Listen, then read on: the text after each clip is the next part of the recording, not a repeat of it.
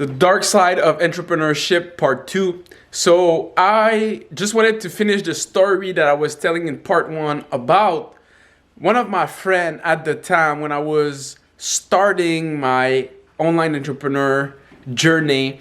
And look, I'm not into multi-level marketing anymore, but basically go watch part 1. I was explaining at the end that Herbalife got me to discover gym run and personal development, and even though I'm not into that anymore, that's what I started with. I discovered that online, and I had that as my business, and I was saying, look guys, we need to get out of this thing of working and doing some 9-to-5 thinking and even doing some illegal stuff for some of my friends, and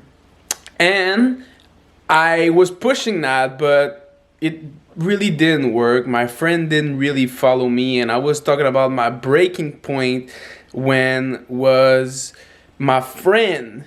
I was pushing him for a few months to just buy $300, $400, $500 of product, right? To be able to actually promote it and start building his business and make some money with that. And it was Christmas time, and I went to his house, and he was like someone that likes shoes, Jordan and stuff, Nikes, and he had spent, I think, like $1,500 on, and he was proud and stuff, and he had spent, I think, $1,500, like 2 weeks of 2 weeks of work, whole paycheck of 2 weeks, working like extra wage and extra hour and stuff, buying a TV, buying Jordan for some of his children, buying other Jordan for his other children, buying shoes for him as well, and not a single product. Not everything to grow his business and stuff. And that broke my fucking heart at that moment. Right there. I left frustrated, and from that moment, it was Christmas 2016, around that time, just a little bit before. I said, it's over. I need to go online. Cannot hang around those people anymore, first of all. They don't want to change. And there's 7 billion people. At that time, 1.5 billion were online, now even more. So let's go online.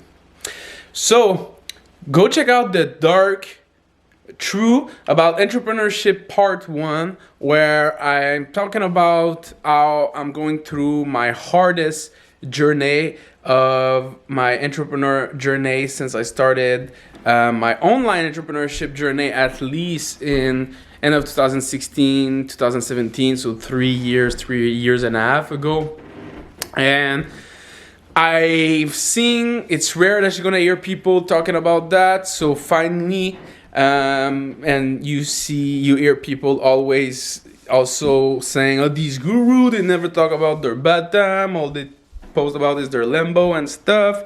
Nah, it's just that I want to keep it more positive than negative.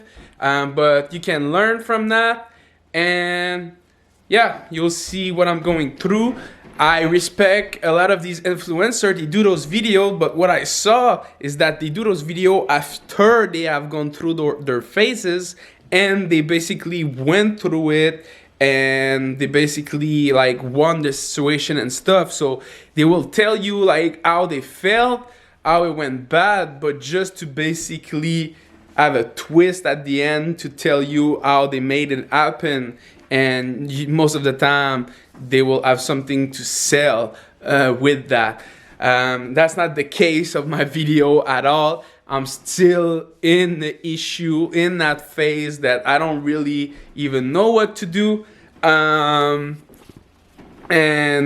yeah, the only thing that I actually know what to do is do some direct outreach. A lot of people always ask me, how do you make money? Look, it's like I'm getting started from zero. So I'm in that situation right now. So I will tell you exactly what I am going to be doing, and this is what you should be doing as well. And look, I have experience, you might not have experience, so I got this better than you, but I see other people that have way more experience, or even sometimes less experience, but they just did their things better than I did. And I'm like, dude, like I spent 3 years, I gotta go back to the starting point. He's 1.5 years into that, and he's crushing it. So sometimes like I can have the same feeling as you and being like, dude, like some people are so much in advance of me that you don't even feel like it's gonna be worth it. But like I'm always telling people, you don't need to be the top #1 expert in what you want to do. You need to be a few steps in advance of who you want to help. So there's basically levels to this shit, right? So yeah, what I'm gonna be doing, pretty simple. I'm gonna do a VSL video. So it's a 5 to 25 minute video with slides, so you don't even have to show your face, but the video is super important. So you have to know what to say in it. And I'm not an expert at it. I have some templates, a few templates, which I'm gonna be using. And yeah, you basically need to build a relationship, make people trust you, show what you can help them with, explain that. And what you do is you record that video, then you put that video on a little web page. That's not hard. And then you put a online calendar together. That's not hard as well. Already got that. And basically you put a button where people, after watching the video, they can click the button and reserve a phone call with you. And you on the phone sell them on an high ticket offer, so at least $2,000. And like I said, for me with my real estate agent coaching, I was charging $4,000 for a 2-month program. Help them basically build an offer, a message, Facebook ad, their funnel and stuff. And that was my offer. But yeah, what you want to be doing is do the video, you put that on a web page so people can book a phone call with you, and then you sell them on that. Now, this is the part that basically most people know, they understand that, but the two part that it's hard and I need to do is, one, what is your niche, exactly who you want to be serving and what is your offer. So a lot of people have issue with that. And second is the traffic, right? Even when you have the niche and the offer, sometimes you don't know how to get the traffic. So for the niche and the offer, I'm not gonna go into that video, into that. But once you have that, the traffic, if you cannot pay for ad, which is most of you, which is my situation right now. Well, actually, I might put a little $500 credit card maybe on ads, or one or two. That's what I can afford now. But what you want to be doing before spending any money on ad, which I'm going to be doing, is making sure that your offer is converting with at least 2-3 people. So you need to make 2-3 sales, which I have done one for my coaching services and one for my Instagram marketing services. So for any of those two offer, I need 1 or 2 sales before I can start running some ads. And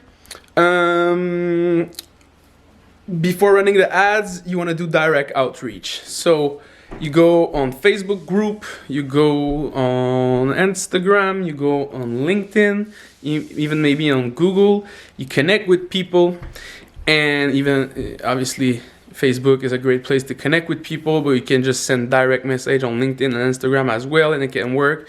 And you try to basically give them value, connect with them, make them go to your video, your VSL, and have them watch that and basically reserve a phone call with you, and your role is to sell them on the call. Or you can also just talk with them, chat with them, tell them, hey, do you want to get on a quick 15-minute call? And you get on that little 15-minute call. If they're qualified, so you ask them question to qualify, you tell them, look, let's do a demo, a strategy call. I'll show you what we can do. And at the end, you can tell me yes or no if you want to be part of it and you try to sell them. That's pretty much it. Drop a like if you like that. Share that. Drop a comment. Peace out, guys.